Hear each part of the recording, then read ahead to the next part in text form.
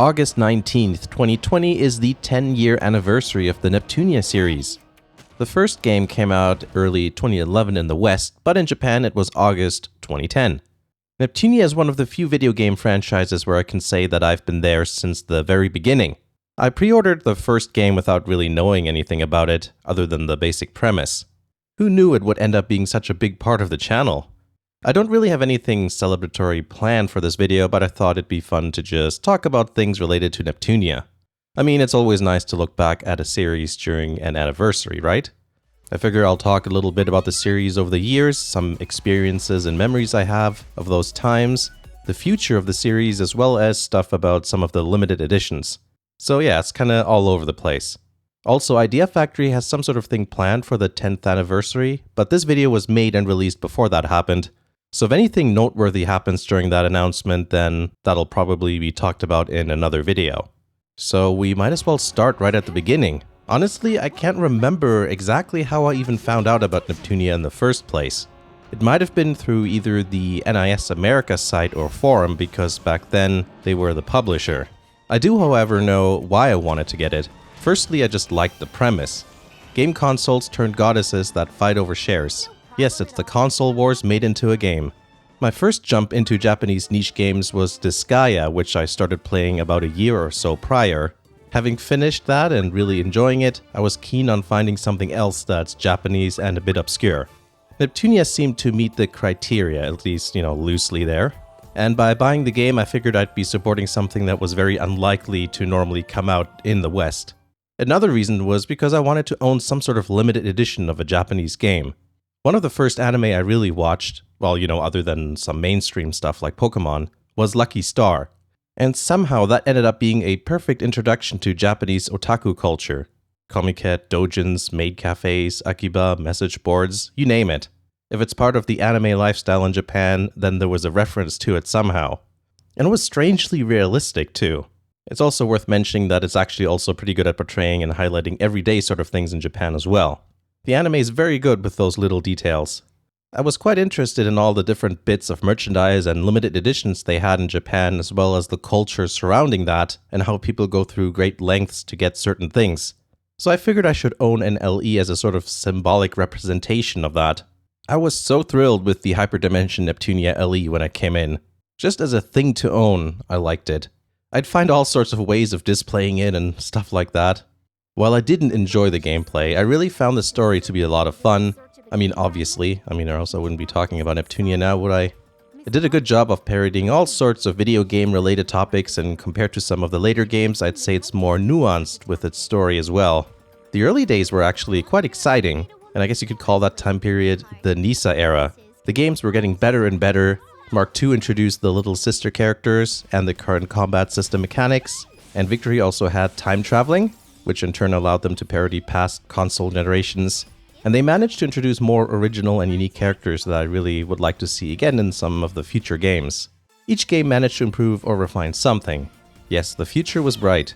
One thing I also want to mention, which I think is pretty funny in hindsight, is that before Mark II came out, people were speculating on what sort of character Nepgear was going to be.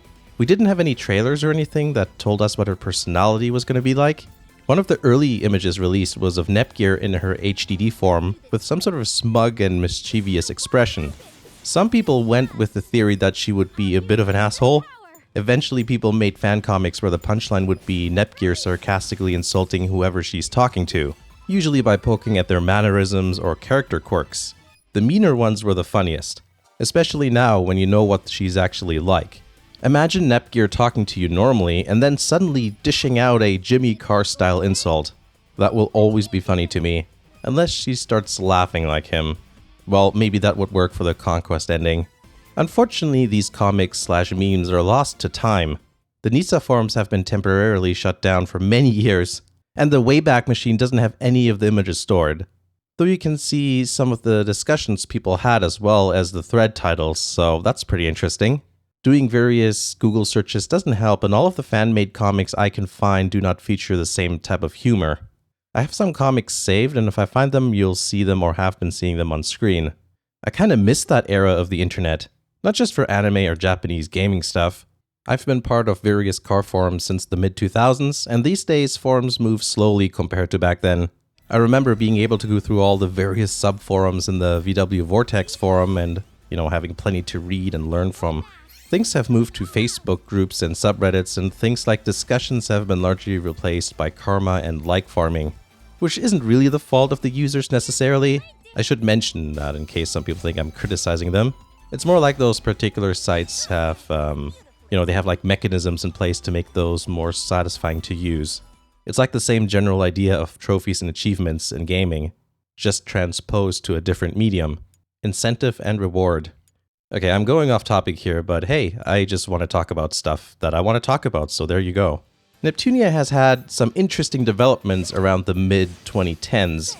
After the original 3 games and the Producing Perfection spin-off, the games started to be released by Idea Factory rather than NISA, because Idea Factory started to publish their own games in the West. We saw an increase in spin-offs, which were all for the Vita originally, but probably the most noteworthy thing were the Rebirth games, which were Vita and eventually PC remakes of the original 3 PS3 games. This was a good idea because the original Neptunia's gameplay turned off a lot of potential fans, so they had to do something, and that was to remake the PS3 games and make Rebirth 1 the definitive place to start. But because of various licensing reasons, several characters had to be removed and therefore the story had to be rewritten. Though the first game suffered the most in terms of storyline, Victory and Rebirth 3 are relatively similar. The move that ended up really bringing in a lot of new fans was when they ported the Rebirth games over to the PC. Combine that with frequent Steam sales and you've got yourself a bunch of new fans. Makes sense because barrier of entry is lowered quite a bit there. Even a lot of, let's say, unfortunate computers can play these games. And that's where the channel saw its first big success. I made a review of the Steam version of Rebirth 1, and that was the first video to get over 10,000 views. It wasn't a sudden success or anything, the views accrued over time. Mainly whenever a Steam sale was on, there'd be comments like, "Who's here because of the Steam sale?" That actually still happens, but usually with the Where to Start video on Neptunia. In the very beginning, Idea Factory was still getting their North American site all set up, so that meant the very first Nep limited edition they released, which was Rebirth 1, was sold through Amazon. They only had 1,000 copies available and it was sold out, and I was too slow so I didn't get it. Hence that LE is missing in my collection now. Unfortunately, it's now the most valuable Vita game you can buy, so I'm having a bit of a hard time justifying the cost for that. Despite the success in sales with the Rebirth games, some fans who've been there since the very early days felt a bit disappointed that the Rebirth games were essentially all the same in gameplay. I know there are differences, but I'm speaking broadly. I kind of felt that way too, but I understood why the Rebirth games needed to happen, so it's fine. I did have a bunch of spin-offs to play and occupy myself with. Back in the NISA days, Producing Perfection was the first spin-off. Given the name, it's quite ironic how it set the bar for upcoming spin-offs quite low. I know it has its fans, but those are a minority, just like how I love the first mainline Nep so much despite its gameplay. The spin-offs, like I said before, were all at first Vita games. Fan response was quite mixed overall, if I remember correctly. I'm specifically talking about Hyper Devotion Noir, Neptunia U, Blonde vs. Zombies, and Sega Hard Girls. I like the spin-offs for the most part because they experimented with different genres, settings, and stories. Hyper Devotion Noir, for example, had, in my opinion, a mainline game-level plot, but with the unique situation that you, the player, are directly involved in the plot and interacting with Noir a lot. Nep U was pretty simplistic, but overall pretty fun. Blonde and Neptune vs. Zombies to me particularly shined in the story department. It's not serious, but it's pretty funny and the cast is quite big too, and every character usually gets a few lines in. It's a bit like the Breather episode, The Game. Sega Hard Girls to me was both really good and also really disappointing. I liked that the main character was iffy. The story was an alternate universe sort of situation, but the way the humor is and how it's mixed in with the serious moments really reminded me of the very first game. And also the character interactions, like when they will insult each other or just get angry and stuff. It's very reminiscent of the first game. But I just didn't like the whole time eater looping thing, not to mention Compa is completely absent from the game. So they just kind of completely split the pair there. Plus it has the strange distinction of being the only game to not feature all the goddesses. In the mainline game department, we now come to V2. I think I might have overlapped games there with Sega Hard Girls because I know Uzume is in that one, but whatever. Mega Dimension Neptunia V2 came out in 2016 here in the West. It's interesting because it's about 4.5 years ago at the moment. And now we're still talking about it since it's recently been released on the Switch. V2 is great. Thankfully, it was very well received and the game featured a lot of improvements. And all those people fed up with playing 3 Rebirth games in a row finally had something new to get into. Despite V2's good reception, that whole time period between its release and now is unfortunately filled with uncertainty. I think there's a few reasons as to why that is. Firstly, it has to do with the release of V2R. Why did V2 have to get a remake only a couple of years after release? Why the gameplay changes? And why did the graphics have to be simultaneously so much better and so much worse? I think V2R was the ultimate misuse of resources. And most people seem to agree that that effort could have been directed to a more important project. Recently, V2 was released on the Switch, which raises questions like, does that mean they'll backtrack with the gameplay? Or that they just port V2 because of the Switch's lack of power? And then there's those 2 new games coming out. Game E-Ninja Neptune, a mainline title, was revealed with only very little info back in March 2019, but then we basically don't get any news about it, while suddenly out of nowhere, VVVtunia gets announced, and it even gets a release date before the mainline game. It's like they just kind of forgot about E-Ninja Neptune for a bit. I'm sure that's not how it is because spin-offs are usually made by other developers, but it's just a bit confusing. The amount of spin-offs also has a tendency to baffle newcomers. Personally, I like the variety. In fact, the recent ones like Super Neptunia RPG and Four Goddesses Online I really liked. Another thing I've been thinking about recently is how a lot of fans want different things from a Nep game. And I think that may be because a lot of fans' first game ended up being a spin-off. When I'm reading the comments, I'm surprised by how many people first got introduced to the series through a spin-off game. But because those are usually one-offs, you'll probably never see a sequel. So you have a sizable chunk of the fanbase, who are probably not the majority, but still pretty big, who want something different out of their Nep experience compared to those who've played the mainline titles first. This is probably why you see those disagreements when it comes to gameplay mechanics. But in order to not go down a negative path here during Nep's 10th anniversary, let's look at the bright side.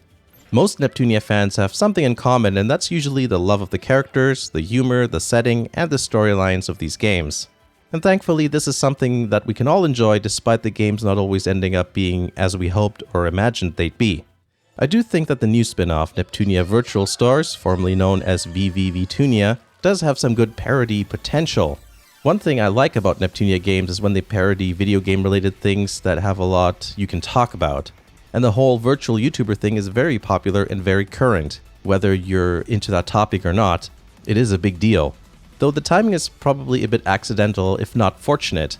The game was first announced before the sudden popularity explosion around December 2019 and January 2020, when more and more people ended up translating Hololive and Nichi Sanji clips. There's certainly no shortage of topics in regards to VTubers. Recently, there was the whole copyright issue with Hololive that ended up with some VTubers taking a break because of strikes on their channel. There's also the topic of how the toxic idol, fanatics cause so much pressure on streamers, and how even tiny slip-ups can be potentially career-ending. But the thing is, they might not even be able to touch on those subjects because they have actual virtual YouTubers in the game. I think companies like Hololive probably would prefer not to have stuff like that brought up. I do also wonder if the cameo appearances will be more proper and idol-like rather than how they are when they stream. I mean, I doubt you'll see Sensho suddenly talk enthusiastically about Asanagi or something, but who knows, Neptunia is always good at bringing up topics in an indirect way, so hopefully they can do that at least. Also, I wonder if the English dub will include the VTubers as well.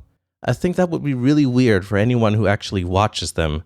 Their voices are very much part of their personality, and to just have them different would just be really weird. But then again, they may not even have that much of a role. There's so many in the game, I think they're more like quick cameo appearances, similar to the higher tier special attacks in Disgaea. If they only end up saying like a quick catchphrase or something, then they may not bother even dubbing those parts. That probably would be the way to go in my opinion. Now, about game E-Ninja Neptune, I have no idea what's going on with that. The name doesn't really indicate what the game is about, or at least I can't figure it out. The name doesn't really follow the regular Nep naming convention for mainline titles, so when I first read about it I actually thought it was going to be a spin-off. There is a new HD outfit that Nep's got on that may indicate some sort of new transformation stage, a bit like the next forms in V2. but I'm just speculating. I guess we'll just have to wait and see if there's any more announcements. I want to talk about limited editions for a little bit now, just to kind of go completely into a different topic here. I think it's a pretty interesting thing. I mean, I guess I would think so, or else I wouldn't have bought them in the first place. I actually quite like package design. I once had a job where I had to do a little bit of that. But of course, compared to, like a box for a power tool or something, limited edition video game packaging has a lot more creative freedom.